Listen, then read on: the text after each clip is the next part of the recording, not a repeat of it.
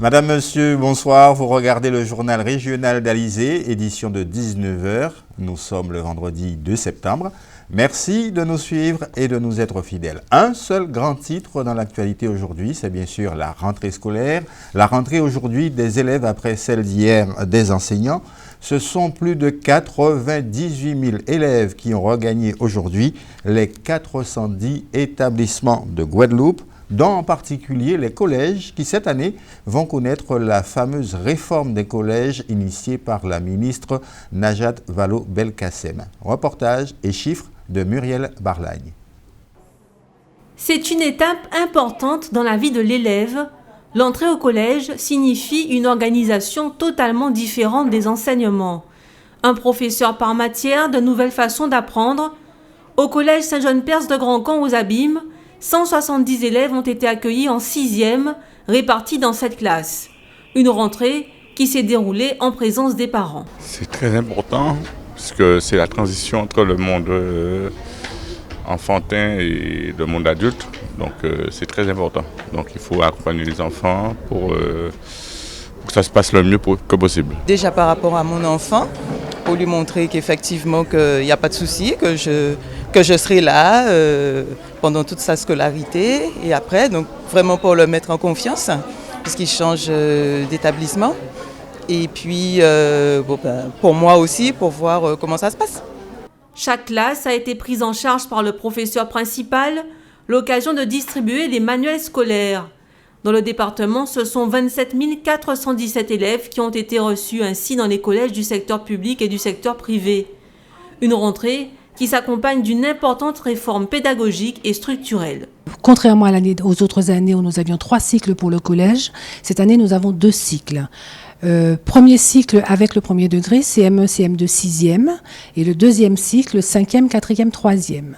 Il y a également une réforme concernant les programmes, une réforme concernant les horaires. Nous avons des nouveautés comme par exemple l'introduction de la LV2 dès la 5e et l'introduction de la physique dès la 6e. Comme ces collégiens, en Guadeloupe, 98 744 élèves, tous secteurs confondus, ont retrouvé les chemins de l'école. Ils sont répartis dans 410 établissements scolaires.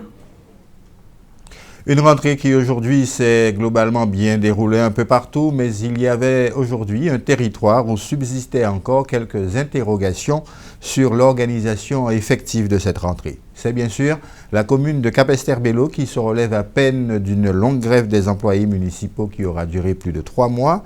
La municipalité, à l'issue de cette grève, avait tout de même pris l'engagement de réaliser cette rentrée vaille que vaille aujourd'hui. Un pari tenu. Seul petit contretemps, un problème d'alimentation en eau, et oui, à Capesterre-Belle-Eau, une fois de plus, à Fond Cacao. Le reportage d'Eddie Elatré. Tout le monde semble de bonne humeur pour entamer cette nouvelle année scolaire, et pourtant, au bout, c'est la surprise. Janelle, accompagnée de son assistante familiale, Geneviève, ne retrouvera pas ses camarades de classe de la grande section à Fond Cacao. Il devra encore patienter pour rencontrer sa nouvelle enseignante, car l'eau ici ne coule pas dans les robinets. C'est donc la grande déception qui s'affiche chez les enfants comme chez les parents. Il faut que ça cesse là maintenant. Surtout qu'ici on a des retenues d'eau, on a pas mal de choses. Donc pourquoi c'est nous qui devons subir par rapport aux autres? On aurait pu prendre d'autres dispositions. La mairie aurait pu mettre des réserves d'eau en place pour qu'on n'ait pas à subir ça. Ben là, il va falloir attendre le communiqué de la mairie pour savoir quand est-ce qu'on pourra procéder à l'entrée des enfants. Cet établissement scolaire n'a pu accueillir les tout-petits aujourd'hui pour des raisons d'hygiène. À défaut du liquide précieux, les salles de classe ainsi que les toilettes de l'école n'ont reçu aucun entretien. Une fausse note qui met bien dans l'embarras l'équipe municipale de la commune. Nous savons que la situation était difficile à Fond Cacao, notamment sur la problématique de la fourniture en eau. Nous savons donc que les moyens n'ont pas été mis en place pour permettre au nettoyage, non pas celui des espaces verts, mais que les salles soient nettoyées convenablement. C'est pour cela que depuis déjà plus d'une semaine, nous avons commandé quelques bâches dont la première était censée être livrée hier même pour permettre à l'école de maternelle de Fond Cacao d'avoir son autonomie en attendant le règlement global du problème de l'eau sur Capes-Sebello entre le SIAG et la CSBT. Et cette bâche-là sera aujourd'hui livrée, déposée et auto-remplie elle-même sur le réseau avec son suppresseur intériorisé. Lundi matin, les parents de l'école maternelle de Foncacao peuvent emmener leurs enfants à l'école parce que ce sont les seuls qui ne sont pas rentrés ce matin. Tout devrait donc rentrer dans l'ordre lundi prochain. Les petits écoliers de Foncacao auront bénéficié finalement d'une journée de vacances supplémentaires, même si la nouvelle aura perturbé l'emploi du temps de certains parents. Et je le répète, hormis Foncacao, l'intégralité des écoles de Capesterre ont ouvert aujourd'hui. Rentrée sociale également. Dès hier, les syndicats enseignants ont exprimé leur mécontentement sur l'organisation de cette année scolaire 2016-2017, dénonçant une fois encore les suppressions de postes dans l'académie et demandant pour certains le report de cette fameuse réforme des collèges que nous avons évoquée il y a quelques instants.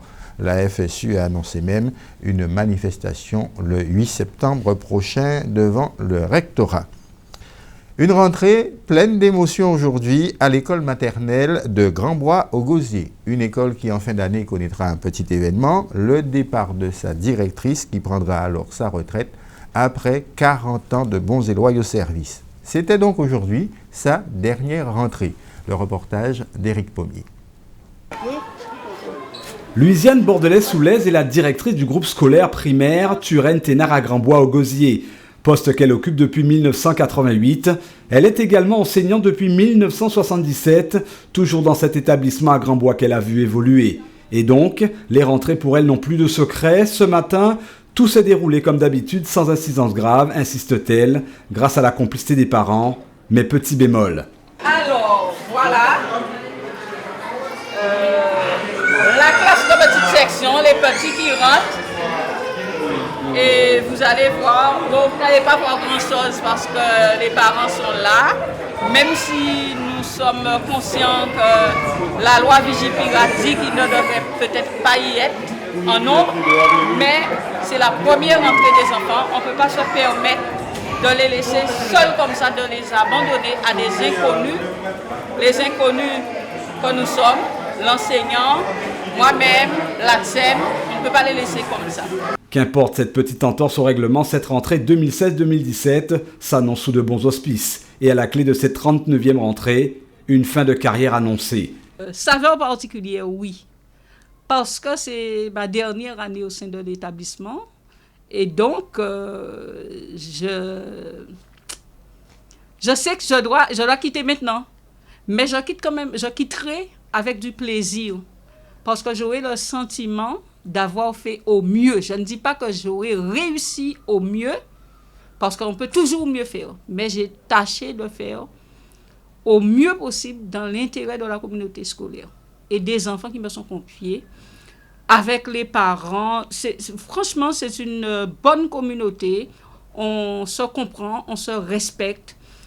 Il y a des gens qui se plaignent que c'est dur, que c'est les règles. Je suis stricte sur les règles. Mais les règles, pour moi, nous sommes dans une société à règles. Il y a des lois. Donc, c'est très tôt que l'enfant doit s'habituer à respecter les règles et les lois. Chaque année, le rituel est le même pour cette directrice qui a conscience que la maternelle est le premier maillon fort dans l'éducation scolaire d'un enfant. Elle avoue sa tâche facilitée par l'accompagnement des parents et surtout grâce à une équipe pédagogique à la hauteur de ses exigences. Louisiane Bordelais-Soulez veut que son établissement serve d'exemple. Et ici, au début, il y a eu quelques petites réticences, mais maintenant tout le monde sait comment ça fonctionne et les parents sont partie prenante de toutes les actions que nous menons pour le bien-être des enfants. Je n'ai pas à me plaindre et je dis bien, au niveau de la communauté, de la collectivité, moi quand j'envoie une demande au maire, je lui dis nous avons tel projet, nous avons besoin des moyens, nous attendons de vous que vous nous donniez ça. Jusqu'à maintenant, sinon très rarement, il m'a dit non. Quand on lui explique ce qu'on veut faire pour les enfants, quand on explique au niveau de la collectivité ce dont on a besoin et dans quel objectif, moi je les ai. Ce groupe scolaire regroupe un effectif de 92 enfants, primaires et maternelles confondus, soit au total 4 classes. Un établissement que la directrice a voulu qu'il conserve son âme. Cette cloche, vieille de plus de 50 ans, est là pour le rappeler, symbole pour afficher par ailleurs des valeurs auxquelles on ne touche pas, le bien-être des enfants.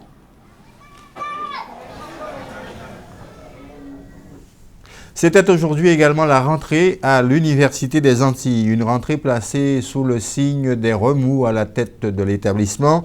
La présidente Corinne Mancé-Caster a présenté il y a 2 jours sa démission et on entre donc dans une période électorale à l'université. Anne-Elisabeth Artsen.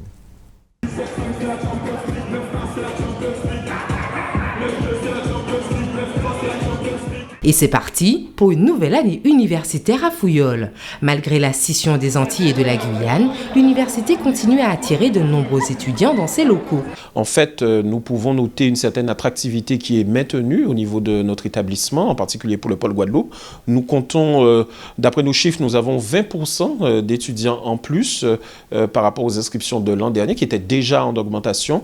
Donc c'est une très bonne chose. Ça témoigne effectivement que l'université est de plus en plus ancrée dans son territoire, dans les réalités. On n'a pas d'indicateur précis pour les étudiants venant de Guyane ou de Martinique, mais comme nous avons une augmentation de notre nombre d'étudiants qui s'inscrivent ou souhaitent s'inscrire ou en attente d'inscription, on peut supposer qu'il y a des étudiants effectivement qui viennent de Guyane, comme il y en a qui viennent de France hexagonale, de plus en plus nombreux, et bien évidemment, comme toujours, de la Martinique. Après la démission de Corinne Mancé-Caster de la présidence de l'Université des Antilles, un nouveau calendrier électoral a été mis en place dès ce lundi. Et nous aurons donc vraisemblablement les mandats des différents conseillers, des administrateurs qui vont tomber, puis ensuite nomination d'administrateurs provisoires sur le pôle. On a déjà un administrateur provisoire pour l'établissement. Ensuite, vous aurez donc l'élection du président et des vice-présidents de pôle. Reste à savoir si ça sera avant ou après, mais en tout cas une élection du président qui vraisemblablement devrait intervenir au courant du mois de novembre, début décembre au plus tard. Florence est en master de droit. Elle a guidé lors de cette journée d'accueil les primo-rentrants comme Sarah et Dylan afin de partager avec eux son expérience universitaire sur ce campus. Alors l'objectif de la journée et un peu de notre parcours aujourd'hui, c'était de montrer aux primo-rentrants un peu toutes les administrations et tous les bâtiments auxquels ils auront accès tout au long de leur année universitaire. Puisqu'il faut savoir que le campus il est assez grand et on leur donne un peu les premières bases, un peu de retrouver assez facilement les bâtiments, les différentes UFR, comme ça dès la semaine prochaine, il n'y a pas besoin de chercher, de perdre trop de temps, ils iront directement à leurs composantes et pourront commencer les cours dans de bonnes conditions. J'ai choisi l'UFR de STAPS parce que j'avais envie de faire quelque chose qui me plaît cette année. Donc c'est-à-dire au niveau du sport et puis peut-être de m'orienter dans la kiné. J'ai choisi le campus de Fouillol parce que je me suis dit pourquoi pas découvrir quelque chose de nouveau. C'est parce que je viens de la Guyane et j'avais envie d'essayer. Et pour vous dire, je suis agréablement surprise. Je suis en sciences et aujourd'hui j'ai visité l'université de Fouillol. Donc je trouve que c'était bien expliqué, c'est assez grand et j'ai tout compris. S'approprier le campus et ses composantes, c'est le but de ces journées d'accueil de nouveaux étudiants qui s'apprêtent à découvrir l'univers universitaire et ainsi franchir un nouveau cap dans leur scolarité. Un mot de politique avec la rupture officielle désormais entre le PPDG et le Parti socialiste pour l'élection départementale à Pointe-à-Pitre. En effet, Marcel Sigiscard fera équipe avec sa camarade du PPDG, Sandra Anjaric, et non plus donc avec Marlène Mélis du Parti socialiste. Le binôme Sigiscard-Mélis, je vous le rappelle, avait été invalidé pour cause de l'emploi de Marlène Mélis à la direction de cabinet de l'ancien président du conseil départemental. Une Marlène Mélis qui, elle, de son côté, devrait maintenir malgré tout sa candidature. Cette élection se déroulera les 9 et 16 octobre prochains. On en vient à l'actualité dans notre grande région. Nous évoquerons notamment la visite de Donald Trump au Mexique. Le candidat républicain à l'élection présidentielle américaine a encore fustigé l'immigration latine. Catherine Sargenti, la présidente de l'Organisation pour l'harmonisation du droit des affaires dans la Caraïbe, l'OHADAC, était l'invitée d'honneur de la Chambre de conciliation et d'arbitrage d'Haïti en vue de promouvoir l'émergence d'un droit des affaires unifié dans la Caraïbe. Cet objectif a été établi en mai 2007 à Pointe-à-Pitre lors d'une conférence tenue sur cette thématique en vue de faciliter les échanges et le commerce dans la zone de coopération. Il s'agit de favoriser le développement industriel, commercial et humain entre les peuples caribéens. Pour Catherine Sargenti, pour commencer dans la zone, il est fondamental que les porteurs de projets se comprennent et parlent le même langage juridique à partir des mêmes textes de référence. La convention signée entre l'OHADAC et la Chambre d'arbitrage d'Haïti porte essentiellement sur la mise à disposition de moyens humains et matériels pour porter le projet d'harmonisation du droit des affaires, un chantier fondamental donc pour rétablir la confiance entre entrepreneurs caribéens. Donald Trump, invité du président du Mexique Enrique Peña Nieto, n'a pas surpris en évoquant un véritable arsenal répressif contre l'immigration clandestine lors d'un discours particulièrement conservateur. Le candidat républicain à la Maison-Blanche a notamment contredit le président du Mexique, qui avait affirmé sur Twitter que le Mexique refuserait, quoi qu'il arrive, de financer la construction du mur que Donald Trump promet de construire à la frontière pour tarir le flot de clandestins en provenance d'Amérique latine. Lors de cette visite éclair de 3 heures, Donald Trump a surtout tenté de convaincre les électeurs américains de sa stature d'homme d'État, car c'était la première fois qu'il rencontrait en tant que candidat un dirigeant étranger. Outre sa mesure phare du mur, le candidat républicain a clarifié sa position sur les immigrés clandestins en affirmant qu'il n'y aurait aucun espoir de régularisation pour les quelques 11 millions de clandestins présents aux États-Unis. Près d'1 million de personnes, selon l'opposition vénézuélienne, ont défilé ce 1er septembre pour demander la mise en place d'un référendum révocatoire à l'encontre du président Nicolás Maduro. Vêtus de blanc, agitant des drapeaux jaunes, bleus et rouges du Venezuela et des pancartes où l'on pouvait lire « Changement » ou « Référendum maintenant », une marée d'antichavistes, du nom de l'ex-président Hugo Chavez au pouvoir de 1999 à 2013, a rempli 3 larges avenues de l'est de Caracas. Il va tomber, ce gouvernement va tomber, et le Venezuela a faim, sont les propos scandés par les partisans de l'opposition. Le Venezuela fait face à une récession économique liée à l'effondrement des prix du pétrole, pourvoyeur de 96% des revenus du pays. Faute de dollars pour importer, la pénurie d'aliments et de médicaments atteint un niveau dramatique. Depuis des mois, les antichavistes réclament la tenue d'un référendum révocatoire en 2016. L'objectif de la marche du 1er septembre était d'accroître la pression sur le gouvernement pour accélérer le processus.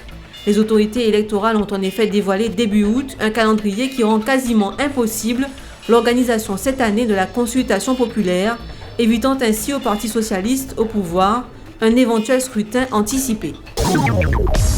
Un mot de sport chez nous avec une sélection abimienne qui prendra demain le Tour de la Réunion. Ce sont 5 coureurs venus des 3 clubs de la commune, la JCA, le VO2C ou le CSCA. Jules Lanclume devrait en être le leader et c'est Georges Balta qui en sera le directeur sportif. C'est un projet financé, conduit par la mairie des Abîmes. Ce Tour de la Réunion se déroule donc à compter de demain et ce jusqu'au 11. Cyclisme toujours, mais du côté sombre du dopage. Parmi les 7 coureurs convaincus de dopage lors du Tour de la communauté d'agglomération du Nord-Basse-Terre, c'était en mars dernier, 3 d'entre eux ont d'ores et déjà été suspendus pour 2 ans. Il s'agit des 3 coureurs de l'ASBM, Adam Pirsga, Jonathan Camargo ou Johan Dartron. On termine avec l'aquarium de Bas-du-Fort qui fait peau neuve. D'importants travaux sont actuellement conduits en vue d'une modernisation de l'établissement qui, on ne s'en était pas aperçu, a aujourd'hui 30 ans. Cette modernisation sera même accompagnée d'une extension. Les explications de Muriel Barlagne. Avant, c'était un bac de ce type, 95 mètres cubes abritant une 60aine de poissons. Maintenant, c'est un gros chantier. Le bassin central de l'aquarium de la Guadeloupe se refait une beauté. Tout va changer d'ici au 10 septembre. Le décor, la filtration, l'éclairage, l'étanchéité. En attendant, les rémoras, balistes, gorettes et autres poissons soldats ont été mis dans les autres bassins. C'est la première phase d'une série de gros travaux de modernisation. Elle inclut aussi la transformation du labo. C'est l'espace dit de quarantaine, une pièce maîtresse où on prépare la nourriture des animaux, où on leur permet de s'acclimater et où on les soigne. Ce bassin central est un bassin qui sera beaucoup plus lumineux que ce qu'il était actuellement, avec des poissons très sympas à voir, des poissons pélagiques qui vont nager dans le bassin, qui donneront une ambiance vraiment très originale à l'aquarium par rapport à ce qu'on présentait jusqu'à présent ce bassin. Et puis également des quarantaines qui vont être entièrement refaites à neuf, qui nous permettront de pouvoir acclimater les animaux dans de meilleures conditions pour pouvoir avoir d'autres espèces qu'on ne présente pas encore actuellement en Guadeloupe. Et pourquoi pas également faire des reproductions. Ce projet inclut aussi l'extension de l'aquarium avec la construction d'un nouveau bac dédié à la mangrove. On y trouvera des espèces de poissons comme le tarpon qui n'existent que dans ce milieu. Mais le public devra attendre pour pouvoir en profiter. Cette extension ne sera visible qu'à partir de 2018, car actuellement c'est un bac que nous mettons en route dans lequel nous allons faire pousser des palétuviers, parce que l'aquarium de la Guadeloupe fait également des travaux pour faire pousser des palétuviers avec une société qui s'appelle Coraïbe.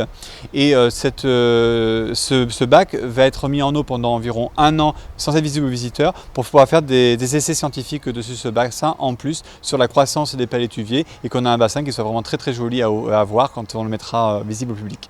Entre septembre et décembre 2017, la deuxième phase de travaux sera mise en œuvre. Il s'agit de refaire entièrement la structure qui fête ses 30 ans. 100 espèces d'animaux y sont proposées. Les visiteurs pourront ainsi les découvrir dans de meilleures conditions. La météo, avant de nous séparer, le ciel va se couvrir dès ce soir et demain, la journée sera orageuse sur tout l'archipel. Nous aurons droit à des averses toute la journée de samedi. Les températures seront comprises entre 29 et 32 degrés. Et puis, la qualité de l'air reste toujours entre le très moyen et le médiocre, niveau 5 et 7 selon l'indice Atmo de Wader. C'est la fin de cette édition. Merci de nous avoir suivis. Vous avez rendez-vous ce week-end avec Ronnie Nabal. Excellente soirée.